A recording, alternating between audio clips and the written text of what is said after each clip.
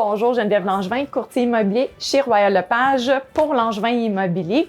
Et je suis en présence de deux expertes en rénovation, design. Et j'ai le plaisir de vous présenter Aurore de A-Design ainsi que Margot de Maison H. Donc, en fait, ma question aujourd'hui serait de vous poser la question suivante, c'est-à-dire comment on fait dans un quotidien que nous avons les enfants, le chum, le gym, le hockey, etc. et on travaille à la maison. Comment fait-on pour épurer une maison ou du moins une pièce?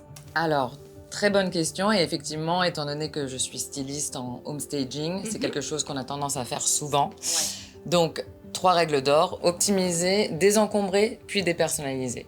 Ah oui, donc, dépersonnaliser, ça va être pour la vente.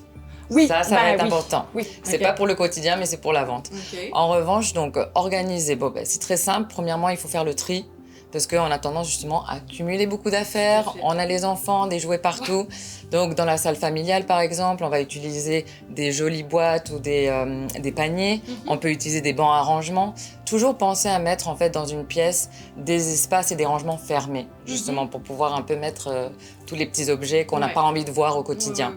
D'ailleurs, pour les enfants, c'est très bien justement d'organiser leurs espaces. Ils vont être amenés à plus jouer justement avec leur jeu, plutôt que de tout pitcher entre guillemets dans une boîte. Là, ça marche pas. Sinon, évidemment, les pièces les plus désordonnées, on va dire, dans la maison, c'est celles qu'on utilise le plus. Donc, on a évidemment la cuisine, on a la salle de bain, on a la buanderie.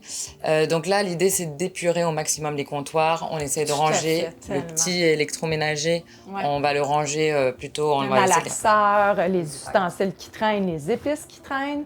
Moi, je dis toujours à mes clients, les surfaces, je veux pas de plein de petites choses parce que sinon, ça a l'air vraiment plus petit puis notre œil arrête toujours sur ces petits objets-là qui nuisent à une grandeur. Oui, et puis d'apaiser un peu les esprits aussi. On est dans une vie où on est à 100 à l'heure, on a des listes longues comme le bras.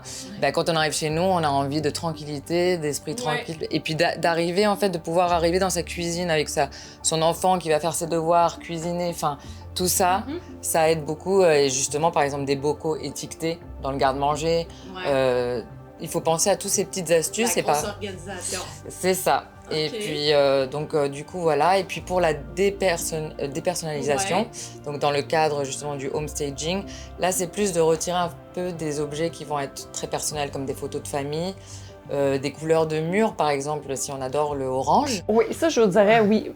Par rapport aux couleurs criardes, effectivement, que des fois, c'est pas au goût du client, du futur acheteur, donc d'être quand même assez neutre. C'est ça, pour plaire au plus grand nombre, pour que aussi les acheteurs potentiels puissent se projeter facilement. Oui, effectivement. Bon, écoutez, ce fut encore vraiment intéressant. Merci pour ces explications-là. Et puis, au plaisir de vous voir pour la prochaine chronique. Merci.